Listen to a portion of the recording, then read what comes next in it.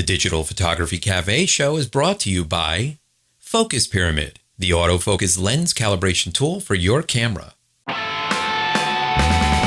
Welcome to the Digital Photography Cafe show. Join hosts Trevor Current and Joseph Cristina as they serve up the hottest photography news and commentary.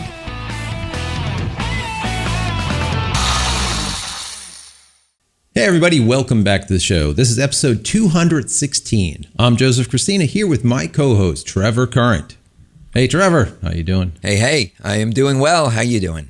Good, not bad at all. You know, I guess before we get started, I should probably say, on behalf of myself and you, I'm sure we should offer our condolences to the families of the slain and the victims of that Orlando mass shooting that just happened the other day. It was the absolute worst in our country's history, right? So if you're listening from another country, just so you know, this was by far the worst shooting that we've ever had, mass killing by one person ever in our country. And once again, it's that the radical Islam that is the perpetrators and taking credit for doing so. Yeah, that's what the guy's claiming, right? Yeah, it's just crazy, and even in the same weekend, Cristina Grimmie from The Voice, the one that was on The Voice a couple seasons ago, she was shot and killed at one of her concerts.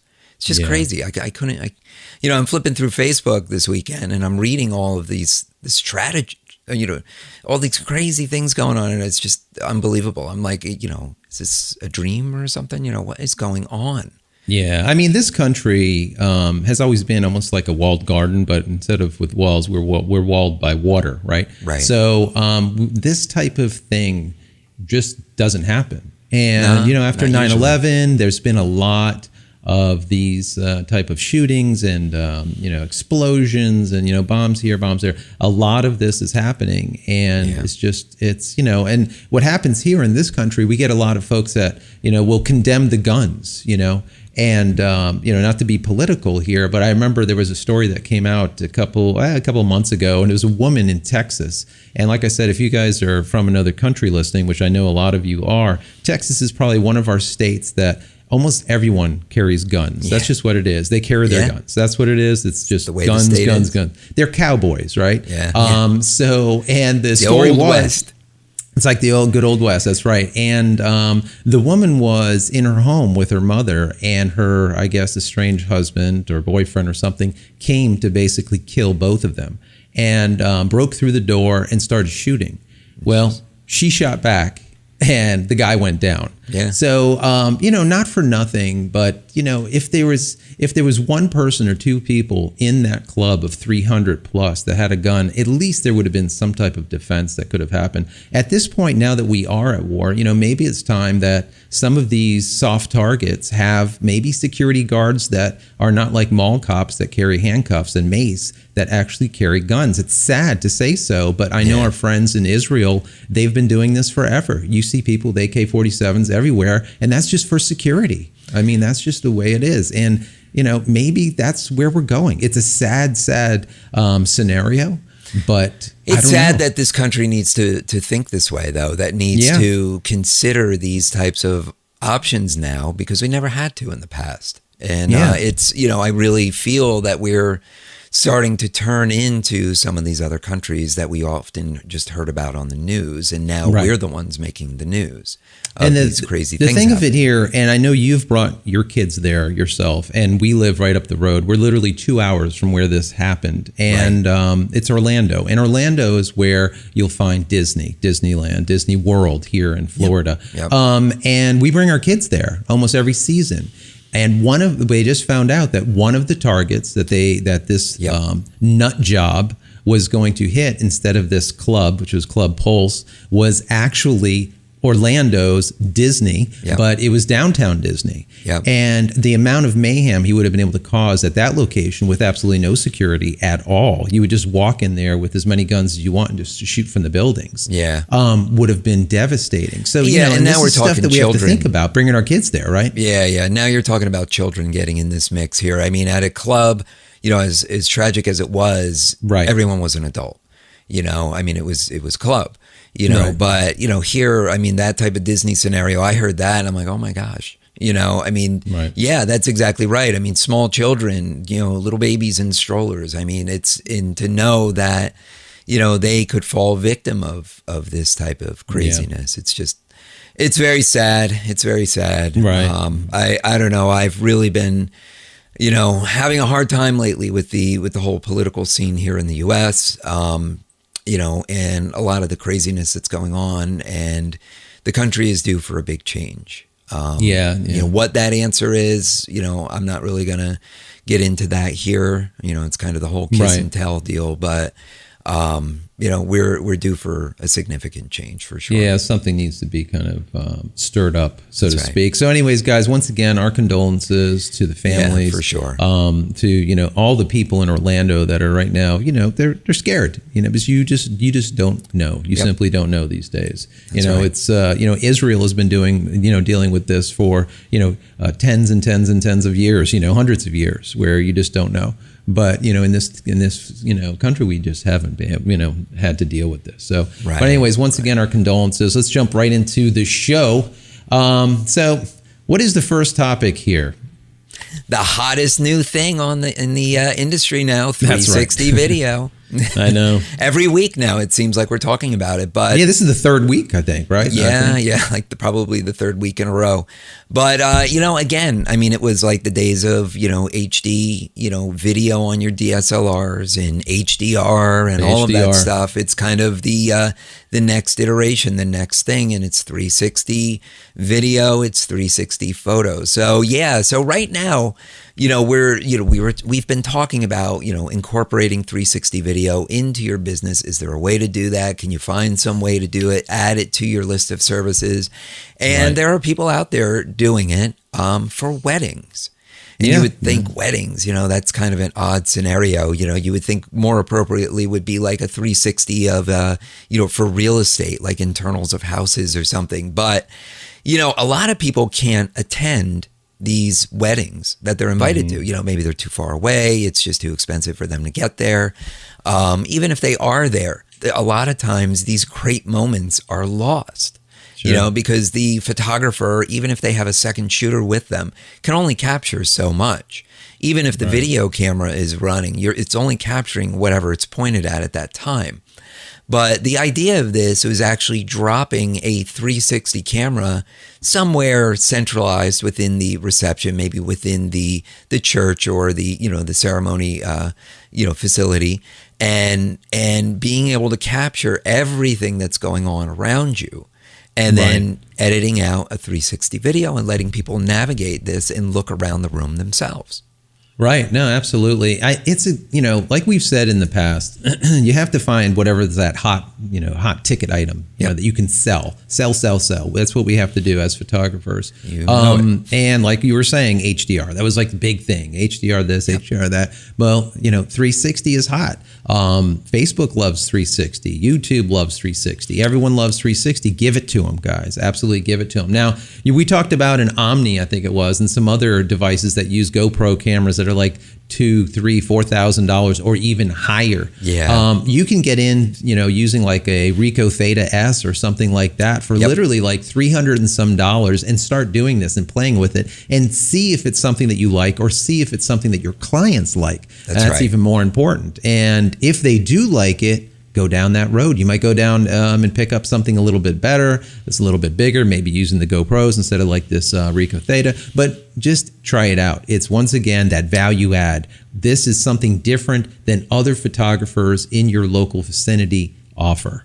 So pretty cool. And now we have Getty Images. They are now I think putting up, what was it, 12,000 you know, 360s that you can go ahead and grab. So, you know, everyone is getting involved in this. Yeah, 360 is real. You know, this you know, Getty is looking to really commit into the whole virtual reality thing, whether it be, you know, video or still images. In this particular article, it was 12,000 360 stock photos Right. that they're putting up there. But they've said that they've made the commitment that they're going to be significantly increasing their stock inventory and most likely migrating into video footage as well. Yeah, everything's going video. Yep. Absolutely. Video footage is big.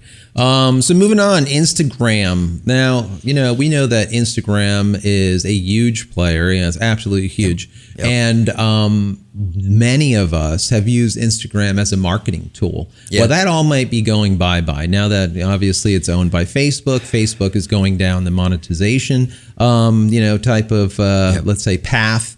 And that's kind of being spoken about in this next article, right? Yeah. So as we all know, being on Facebook for a while, you know how the timeline has changed. Right. And now it uses this algorithmic feed to show what it thinks is the most relevant news stories to you based on who you interact with and who you comment on and blah, blah, blah. Yada. All this stuff. Translation. We want your money. We want your money, basically. We need you to pay to play. The days of being able to have a Facebook business page and put something up there and expect your followers to see it are long gone. We know that. And now we know that we have to pay to play. Right. Well, they're applying the same business model to their other company, Instagram now, and creating this algorithmic feed that will show images to you in your stream that it thinks is the most interesting or the most relevant to you. Which has a lot of people up in arms. I mean, photographers and businesses, marketers alike, who've figured out how the current system works, completely throw it out the window. Yeah, it just goes back to the days of SEO, when the internet first became the internet. And Google became the de facto search engine. And SEO was just huge. And people were figuring out how to let's say, work the system. Right. Well, that system eventually got turned on its head, and now the SEO guys out there are having to continuously scramble to try to figure out that algorithm. What is the algorithm? What's the algorithm of the week? Of the week, right? What is that weekly, magic key to unlock the box of Google? Well, that's the same thing as the way it was with Instagram. People knew how to do it. Now that's completely broken. And it's literally from photographers to everyone. It could be, your local, let's say, car dealership that used Instagram to post pictures, and they knew how to do it to be able to get out there and to promote themselves. Well, that's all busted. It is now all busted. You're going to pay. Yeah, that's right. So on the heels of that, so Instagram/Facebook says, well, we're kind of taking something away from you, but we're going to give you something. And that's going to be a business presence now on Instagram, where you can actually create like your business entity. It gives you the ability to put in your address, to put in links, and to put in your name, and actually have like a business presence on Instagram, whereas before it was all done through personal profiles. Right. So in conjunction with that, they're saying, well, now you can do those promoted posts to get those Instagram images in people's feeds, and you can pay to do that, of course, but we're going to give you analytics now too. Right. So it's kind of like they take it away and they giveth, Yeah.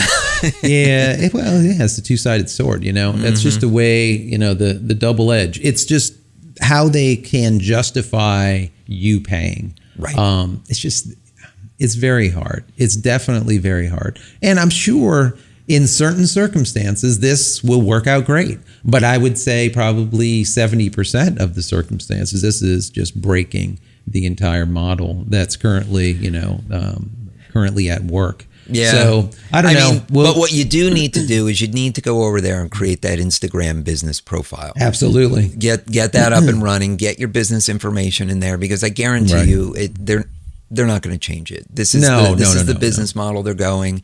Believe me, they know that they're going to get a lot of pushback from all of this. Yeah, it will not change. Definitely won't change. But it's not going to change. No. It's just like when your local government says, you know what, we're going to tax you an extra 0.5%, and we're going to give it to the schools for 1 year, and we're going to, take that back and no longer tax you that 0.5 point the following year. Damn skippy that 0.5 point will be there in perpetuity. Yeah, right. yeah. It's not going anywhere. Once they start taxing you, you're taxed. Period. Yeah. So they'll find see another taxes reason going why down. they need to keep your money. Absolutely. So back into Ricoh, they introduced a new camera, which is the Pentax. What is it? The K-70, which really looks kind of interesting. I would kind of akin it to a Rebel, right? If you're a Canon guy, it's more like a Rebel type of camera, 24 megapixels. The APS-C type of sensor. But what they did do that I like is the weather resistance. And I know Pentax is a really good camera. I've used them in the past. 20 years ago even. I've used them as film cameras. Sure. Just Pentax regular is good. SLRs. Yep. Absolutely. And it looks interesting, right? Yeah. I mean, Pentax has had these ruggedized point and shoot cameras for quite some time. And they are quite nice. I mean, if you're really in the market for a point and shoot that you want to take rock climbing with you or through the trails or something like that, they've got some really nice cameras. Well, they've applied a lot of that technology to this model, and it's, they're dust-proof, freeze-proof, and weather-resistant design, which is awesome. I mean, that does make it really nice for being able to take it out and about with you and not having to worry about it getting completely jacked up. Yeah. But when they say, when Pentax says, that it is ruggedized, it is it's usually, like you said, pretty strong. The only one thing that I didn't like about it is that it has that 11 points of autofocus.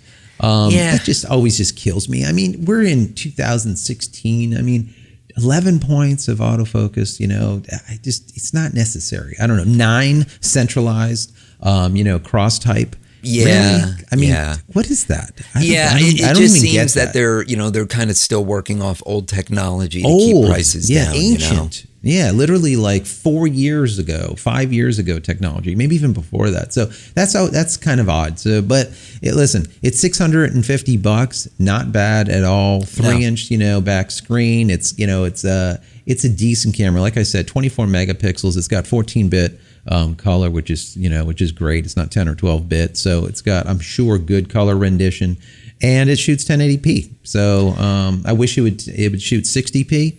But as far as the frames go, 30 frames per second is, like I said, things are migrating now to 60 frames. So a lot of people want 120 frame to be able to do slow-mo. Yeah. So, like you said, and like we just commented on, it feels very yesterday, the camera itself. But I think being so rugged, I think that is more of the selling feature to me.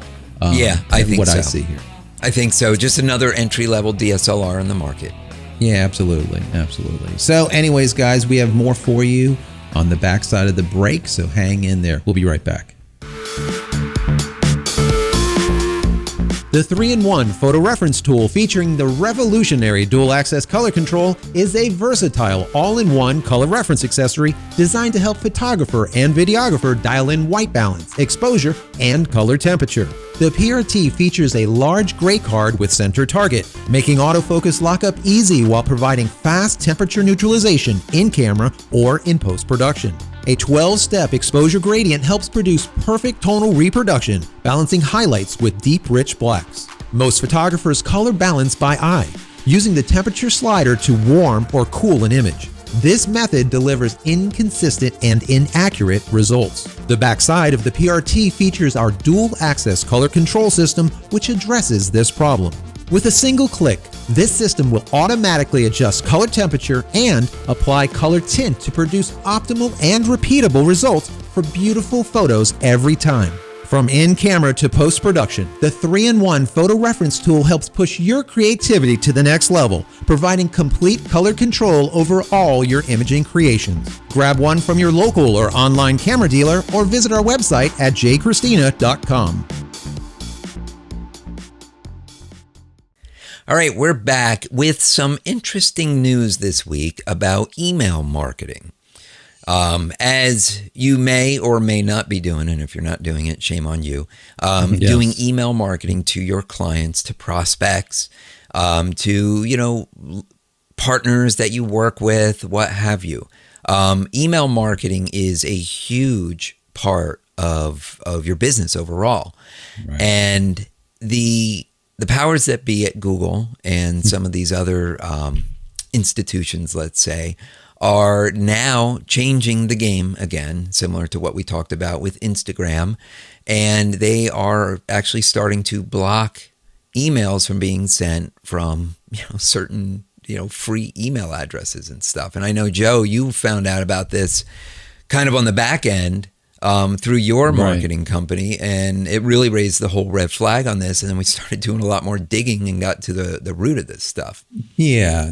I mean, there's a lot of marketing companies out there. You have Constant Contact, Mad Mimi, you have MailChimp, you have a lot of other companies that allow you to basically send out, let's say, a newsletter to a large populace of people. Right. So over the many years that I've been doing this, I've acquired a large number of folks that either want to keep up with what I'm doing, or they, through the newsletter, or they want to hear about the products, or maybe they want to see some of the vlogs that I do, or want to keep in contact. Right. And like you said, it's very, very important to be able to actually say hello, and just keep that top of mind with folks on a weekly basis. Once you go into a bi-monthly or a monthly basis, they forget, right? And you don't want people to forget about you, especially not your clients, because that can possibly give you more work. Well, my company wrote me a letter and said, listen, as of June, and we don't know when in June, and we did find out that this actually transpired already. So they said in June, if you're using a free email, for example, my email address I used for a long time was alluremm@gmail.com. And I still use that. The thing is if I use that for my marketing, for my newsletter, that message that I send out to the 10,000 plus people that are on my list that I speak to on a weekly basis, they will not only not get it, but it will just disappear in the ether. It black holes. So what that means is when I send out that email, not only do all of my clients not receive the email, but they do not get notification that I even sent it, and I do not receive notification that they didn't receive it. So it basically just, like I said, just gets dumped into a black hole, and that's it. This is a huge problem. So if you're currently marketing, which you should be through email, and using, for example, a free Yahoo account or a free Gmail account or any of these other free type of email accounts, you might be having problems and you don't even know it. All of a sudden, you notice that you have no more feedback, no more comments, no one's asking you questions, there's no interaction. What has happened? Well, what has happened is you just dropped off the radar completely and you don't even know it. And they don't even realize that there's a problem, and nor do you. So this is a big, big problem. So specific to Google in this scenario, so Google has implemented the DMARC standards. And DMARC is a organization, it's a domain-based message authentication, reporting, and conformance. Right. All right. So basically what they do is they help to eliminate spam. It's a rule. It's basically a rule that gets put into your mail. Into your mail server. Right. And Google is adopting these new rules, which basically are saying, anybody can sign up for a free Gmail account. Anybody can get a free Yahoo or Hotmail or AOL or any of these things. Right. So what the spammers have been doing is just going up and signing up with fictitious emails to get their Gmail address. And then they're going into, Mad Mimi, Constant Contact, any of these mail sending services and using this basically fraudulent email as the from address in order to blast out their spam to these lists that they acquire, however they acquire it. Right. So Google basically has gotten wise, Yahoo, all these other companies, and they're basically now, if they see an email come in from a third-party sender, whether it be, Mad Mimi or even from a website, and I'm going to get into that in just a minute. Right. It will actually just take and delete it. Like, it doesn't even end up in your junk folder. Yeah. It doesn't end up in your trash folder. It's like it never existed. Yeah, because it's a mail server rule, right? Yep. So it's flag P = reject. Reject means black hole, and that's the end of it. It just completely just disintegrates, and that's it. It doesn't get saved anywhere. It's just gone permanently. permanently. So yeah. And what happens too, though, is that comes back as a bounce, right? I mean, it actually doesn't, Trev. It comes back as nothing. Okay. It doesn't come back. And that's what I was saying at the very beginning. The problem is there's no notification that's ever happened. So you will literally just disappear. So you don't even know that these things and you don't know, bounced. and they don't know, and that's just it. You're just gone. Right. Everything that you're doing, all those mail newsletters or whatever it is, are just gone. That's it. Yeah. So here's the scenario that I just faced this week. So I have a client that I'm building a website for, and the website is all set up, it's running, and I'm just tweaking some information on their contact form. Right. So in the contact form, you have, somebody will come to your website, fill in their information, hit submit. And when they submit that, WordPress and your mail server, your web server uses a protocol called PHP Mail. And it will actually take that message, format it, send it out from the server to whatever receiving address you tell it to be, which ideally is your email address. So if you're using a free Gmail or a free Yahoo or whatever one of these different email services as the send to email address. Right. So again, the form is sending you the message to your email. If that email that you're putting in there is one of these free email addresses, it just goes into the black hole somewhere. Right. So my client is using an AOL address or a Yahoo address, and I'm setting it up and I'm testing. I'm like, why is this not coming through? I've got it be CCing me, so I see it coming through. Right. So then I went and I set it up and I put in one of my free Gmail addresses that I have, because it kind of dawned on me, maybe these things are related now to what we were first talking about. Right. Sure damn enough, it would not go through. And it's not even like you could whitelist. Nope. That specific email address or anything like that. You cannot. No, because it never hits the inbox. Exactly. It's server side. You can't whitelist it. Once that goes, it's go. And now this will also happen. Like originally we were talking about sending out your newsletter, and now you're speaking about just a contact form. But now imagine if you're doing, let's say, WooCommerce on your site, and you're doing, orders, and you're normally getting 20, 30 orders a day or whatever. And now that this transpired, your orders just dropped to 5 orders. And they're just disappearing. No orders. I mean, if you're receiving, if you're receiving a notification, well, that's not true. So the orders will go through the WooCommerce system, localized on the website. But you will not get notification. But you won't get your notifications if you're using these free email addresses. Yeah, so it's a problem. Yeah, it's a big problem. So anyways, guys, bottom line here is the value of your website, having an email at your web address. For example, for me, it's jcristina.com. So JC, which would be me, at jcristina.com, you can get a hold of me, right? Yep.